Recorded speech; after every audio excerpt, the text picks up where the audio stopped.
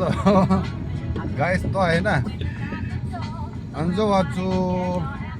video hin siam de ka tile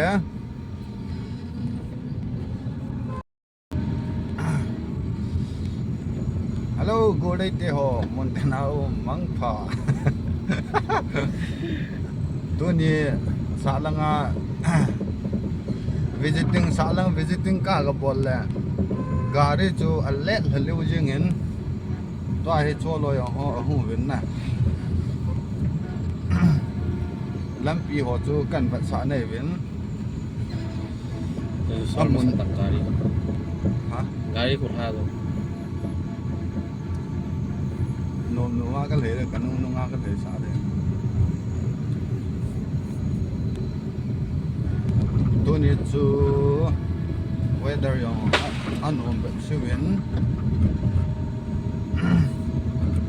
salang view hong ke kap lo ho long lu tanan na ven lang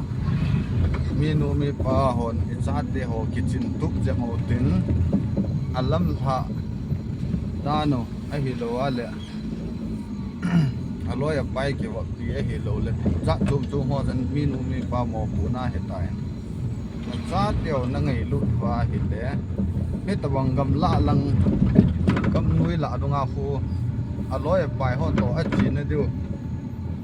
a ki tip na ho he na mo so lo de wa chu mi nu mi pa ho na hong ke dei so he to he lam ka tui ka he a hong ke no mu he tawang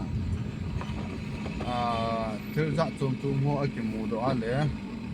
action hong ke la ding khâu ta hong ke la rei tai no nga gul hang ho na atia chapang khang dong lang ho hi zu le sa hin ke wa he chi kam dui la dong a ko asne ni a hoye a hi lo ala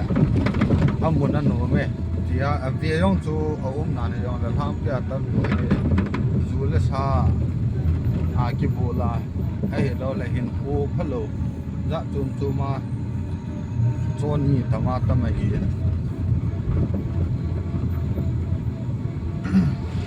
ya chu mi khan a he lawa la da chom ma viral hong kha le mi nu mi pa ho en koi ma cha thip mo nan chan lo de wa hi